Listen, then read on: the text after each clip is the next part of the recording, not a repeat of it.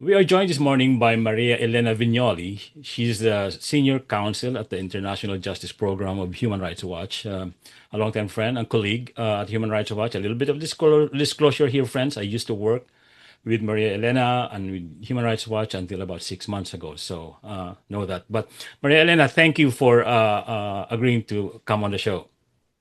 Thank you so much, Carlos. It's such a pleasure to be here. Thanks for having me. How do you see this in relation to the campaign or the movement for a more robust system of international justice? And as we know, a lot of situations are facing, different or the similar kind of predicament as the Philippines. But at a time when the International Criminal Court is pretty much under assault, led by Yes. the United States, and there seems to be a concerted effort to try to discredit it, to undermine its mandate.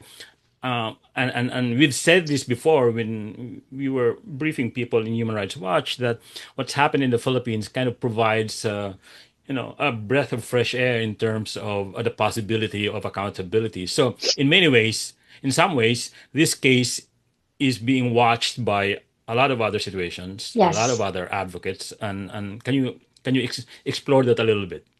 Yeah, absolutely. Absolutely. That's an actual excellent point, an excellent question. Because yeah, as you said, I mean, this case has reverberations that go way beyond the Philippines. Of course, it's, at its core, it's, a landmark move towards accountability for the countless victims of the drug war in the Philippines. But it is incredibly important as we move beyond the Philippines. This is the first case that is brought before the ICC in a situation in the Asia Pacific region. So there's also like a regional element to it. It's the first case within that region that is brought. It makes it to this step. As we know, before Duterte was arrested in March 2025. In November 2024, the ICC prosecutor requested an arrest warrant for the Commander General of the junta in Myanmar, but there hasn't been any public movement on that case as to yet. So really, the case against Rodrigo Duterte is the furthest forward in terms of cases in the region, and a first one in that. So an incredibly important um, development at a regional level. And then broadening it up even more, this is a much needed development for international justice more broadly, and for the ICC in particular. As you said, we are at a moment where the court is under assault, truly, and not only from the United States. I mean, of course, you mentioned the United States first and foremost. We've seen in February of last year, US President Donald Trump issuing an executive order which authorized sweeping sanctions on ICC officials as well as those supporting its work.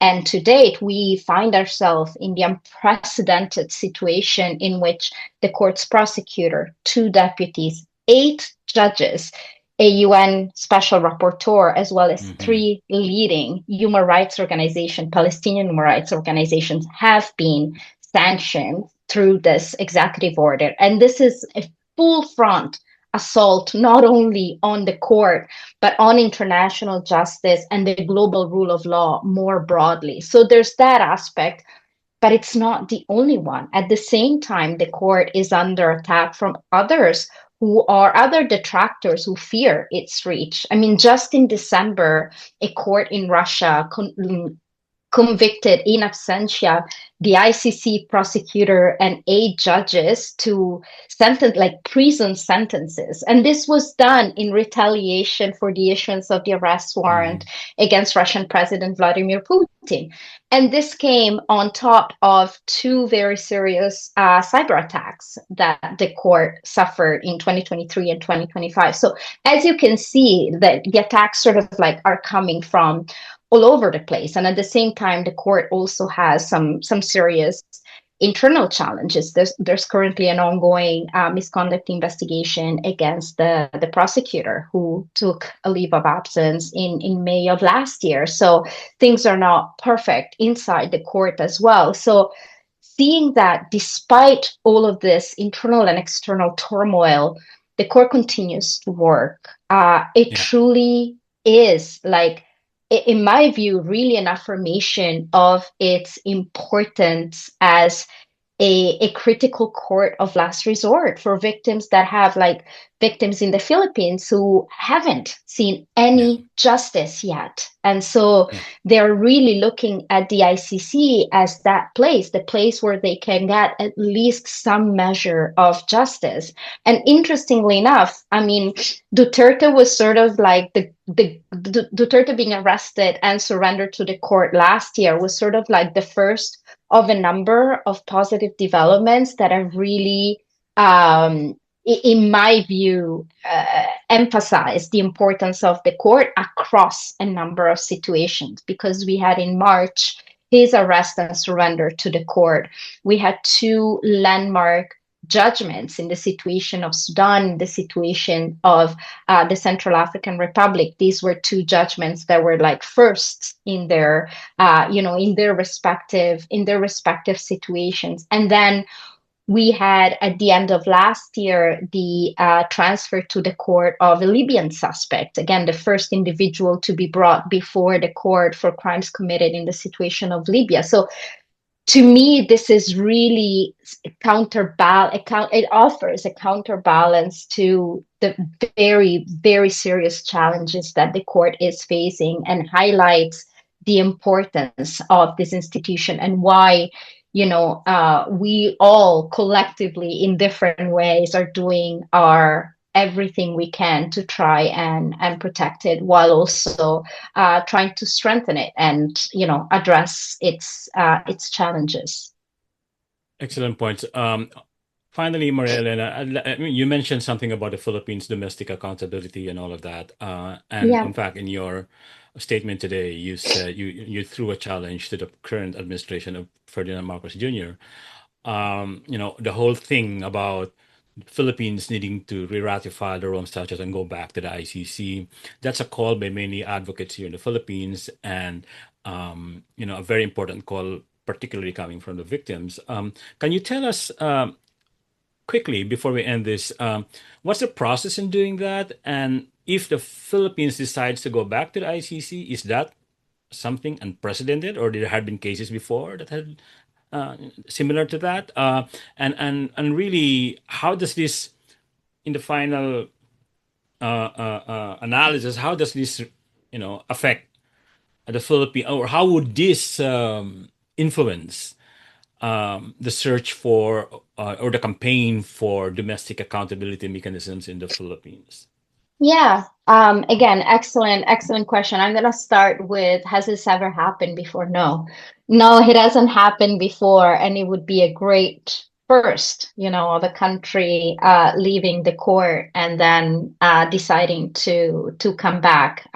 So far, the only two countries that have fully left the court, meaning, they formally declared that they would leave the court. So they deposited their intention with the Secretary General of the United Nations, and then a year since that elapsed are the Philippines and Burundi.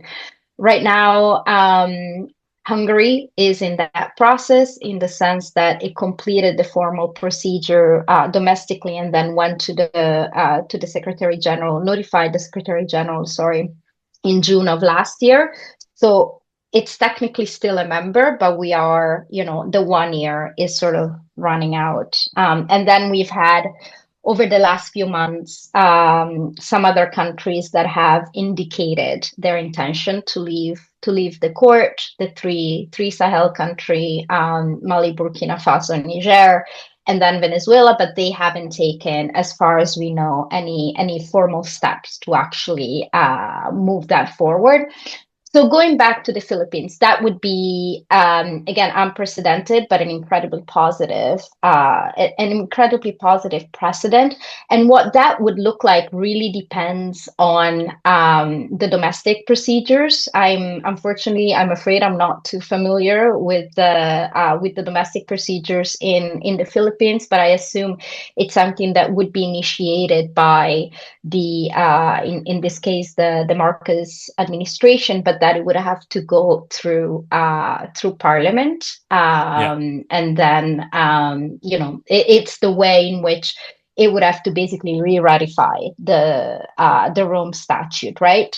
But it's yeah, done it before, so there's expertise there on how to make that happen. And when I say expertise, I don't only mean from a political perspective, from a legal perspective, but also, there's a very, very active, as you said, civil society movement within the Philippines that made it happen once. And so, we're very hopeful that, this will eventually happen again.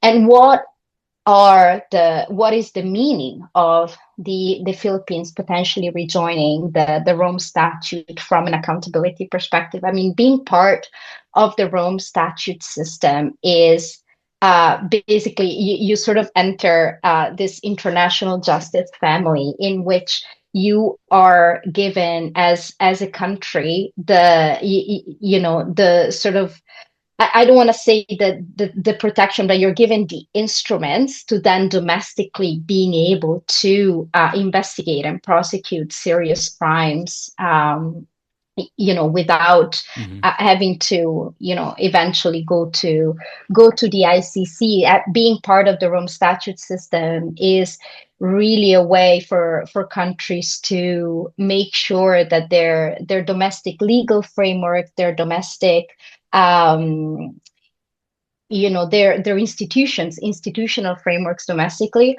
are up to the task of yeah, investigating and prosecuting serious crimes.